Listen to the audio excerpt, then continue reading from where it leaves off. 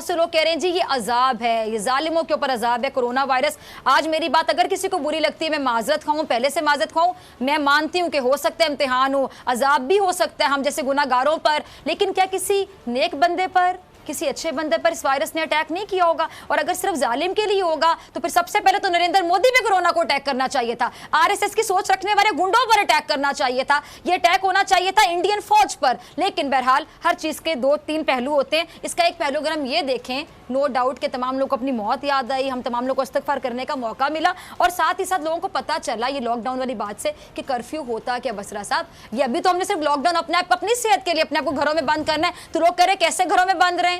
نہ وہاں سے آپ کے ہیٹرز بند ہوں گے, جہاں گرمی ہے وہاں پہ اے سی بند نہیں ہوں گے, ٹی وی کی فیسلٹی آپ کے پاس ہے, کھانا آپ کے پاس ہے, اسٹور سے شاپنگ آپ کر سکتے ہیں, موبائل فون آپ کے پاس ہے. ان کو پتہ چلا کہ کشمیری کرفیو میں کیسے رہتے ہیں. ڈاکٹر صاحبہ آج یہ ہے پیغام. آج ڈاکٹر صاحبہ دیکھیں, میں اس میں ایڈ یہ کروں گا, میں نے کل ایک ٹویٹ بھی اس پہ کیا کہ جب لاک ڈاؤن کا لفظ میرے کانوں میں سنسناتا ہے نا جی, بناتا ہے, تو مجھے اپنے معصوم کشمیری یاد آتے ہیں کہ لاک ڈاؤن کیا ہوتا ہے. ابھی تو لوگوں کو لاک ڈاؤن, ابھی تو آپ اپنی مرضی سے لاک ڈاؤن کر رہے ہیں نا, وہ جن کو بندوقوں اور سنگینوں کے سائے تلے جن کی بنیادی حقوق چھین لیے. اور آج بھی جب خود بھارت بھی لاک ڈاؤن کر رہا ہے, اور ساری دنیا جو کبھی ان مظلوم کشمیریوں کی آواز نہیں سنتی تھی, میرے پرائم منسٹر نے جا کے پوری دنیا کے سامنے کہا کہ ان مظلوموں کی آواز سنو. آج پتہ چل گیا ہوگا لوگوں کو کہ اگر لاک ڈاؤن اپنی مرضی سے کیا جائے کتنا پینفل ہے, اور کجا آپ کے اوپر ایک ظالم فوج اپنی بندوقیں اور سنگینے تانے, آپ سے بنیادی حقوق, انٹرنیٹ, آپ کا فون, آپ کے رشتہ دار, آپ کا کھانا, آپ کا پینا, آپ کی دوائیاں, آپ کو کنفائن کر دے ایک چھوٹی سی وادی کے اندر. اب لوگوں کو سمجھنا چاہیے ابھی بھی وقت ہے کہ دنیا کو دیکھنا چاہیے کہ جو حضرت علی نے کہا تھا ظلم کا نظام روا نہیں رہ سکتا. اللہ جو ہے وہ وحدہ لا شریک کو بڑا بے نیاز ہے, وہ اب لوگوں کو جھنجھوڑنا جانتا ہے, اور پھر جب وہ جھنجھوڑتا ہے تو بے نیاز ہے, اس کو کسی کی بھی پرواہ نہیں ہے.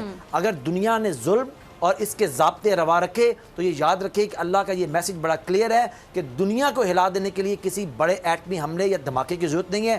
ایک وائرس کسی کو نظر نہیں آئے گا, وہ آپ کو تمام چیزیں یاد کروا دے گا جو آپ بھولے بیٹھے. علامہ صاحب ذرا آپ کا بھی, میں یہ آپ نے میرا پوائنٹ سنا ہوگا جو بریک سے آنے کے بعد میں نے اپنی سوچ اور اپنی عقل کے مطابق شیئر کیا لوگوں سے, ساتھ ہی میں نے معذرت کی کہ اگر کسی کو اختلاف ہو تو پلیز میرے پیچھے نہ پڑ جائیے گا. آپ سے صرف یہ میں بات کرنا چاہتی ہوں کہ واقعی یہ امتحان بھی ہو سکتا ہے, اور نو ڈاؤٹ ان کی بہت پیاری بات کہ اللہ تعالیٰ جب جھنجھوڑنا چاہتا ہے تو وہ جھنجھوڑ کے رکھ دے گا, اور ایک وائرس کافی ہوگا, ایٹم بم کی کسی کو ضرورت نہیں ہے. لیکن علامہ صاحب ساتھ ہی میں کہنا چاہوں گی ویری سوری ٹو سے, ہمارے یہاں بہت سے لوگ ایسے ہوتے ہیں جو کہتے ہیں دیکھا اس کو بیماری لگ گئی, اس کے ساتھ تو ہونا تھا یہ عذاب. اب دیکھیں بہت سے اچھے لوگوں کو بھی کورونا ہو سکتا ہے, تو پھر ان کے اوپر کس قسم کا عذاب ہے, یا پھر ان کے تھرو باقی لوگوں کے لیے ایک میسج ہے. ایک تو یہ کلیئر کر دیجئے. دوسرا یہ بتائیے کہ بہت سے لوگ اکثر یہ کہتے ہیں کہ اس کے ساتھ برا ہو گیا, دیکھا کیونکہ اس کے ساتھ ہونا تھا, اس کے اوپر عذاب ہے. وہ امتحان بھی تو ہو سکتا ہے نا, جتنا میری عقل اور میری شعور مجھے بتاتا ہے کہ جو چیز آپ کو اللہ کے قریب کر دے وہ بڑا پیارا امتحان ہے. جو گناہوں پر استغفار کرنے کا موقع مل جائے جس چیز پہ, وہ غلطی بھی بڑی اچھی غلطی ہے, لیکن جو چیز آپ کو اللہ سے دور کر دے اور جس چیز پر آپ کا ضمیر تب بھی جھنجھوڑا نہ جائے, تو اس کا مطلب ہے کہ وہ پھر عذاب ہی ہے نا, کہ آپ ابھی بھی نہیں سمجھے.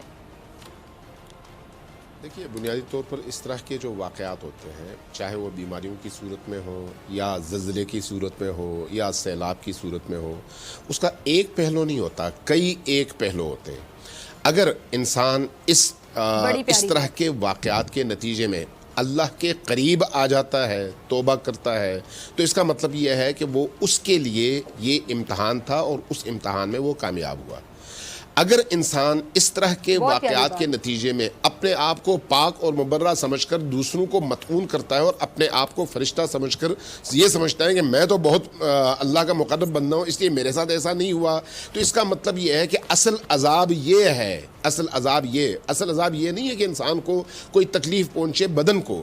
اصل عذاب یہ ہے کہ انسان خدا کی قدرت سے غافل ہو جائے اور اپنے آپ کو سب کچھ سمجھنے لگے. اصل عذاب یہ ہے.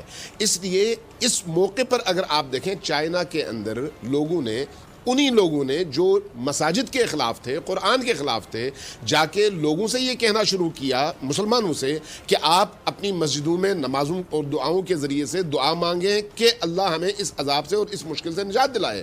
اور چائنیز کو میں نے اس طرح کی ویڈیو شاید آپ نے بھی دیکھی ہوں جس میں خود وہ چائنیز جن کا کوئی دین نہیں ہے, وہ نمازوں کی صفوں میں جوتوں سمیت کھڑے ہو گئے تاکہ کسی طرح سے اس وبا اور عذاب سے, جس کو وہ عذاب سمجھتے تھے, نکل سکیں.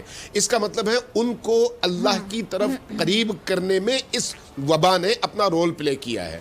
یہی کیفیت ہمارے اپنے معاشرے کی یہ بھی ہے ہے. point، اگر ہم بالکل. اس طرح کی وباؤں اور مشکلات کی وجہ سے اللہ کے قریب ہوتے ہیں تو یہ اللہ کی رحمت ہے. اس کو اللہ کی رحمت سمجھیں. یعنی علامہ صاحب شارٹلی بتا دیجئے، ہم کہہ سکتے ہیں کہ کسی کے لیے وہی چیز رحمت ثابت ہو جاتی ہے کہ وہ عقل پکڑ جاتا ہے اور استغفار کر لیتا ہے، اور کسی کے لیے وہی چیز عذاب ثابت ہو جاتی ہے کہ وہ اتنا جاہل ہوتا ہے کہ وہ تب بھی عقل اور شعور کی طرف نہیں جاتا، تب بھی وہ جاہل ہی رہتا ہے. جو اس طرح کے معاملات میں جاہل رہتا ہے اسی کے لیے یہ چیز عذاب ہے. اس کی جہالت اس کے لیے سب سے بڑا عذاب ہے. شعور سب سے بڑی نعمت ہے. اللہ کی طرف آنا شعور کی علامت ہے، اور بندگان خدا پر اللہ کی مخلوق پر برہم ہونا یہ اللہ کا عذاب ہے. مجھے کلوزنگ کی طرف جانا ہے. ٹھیک علامہ صاحب. جی صدیق.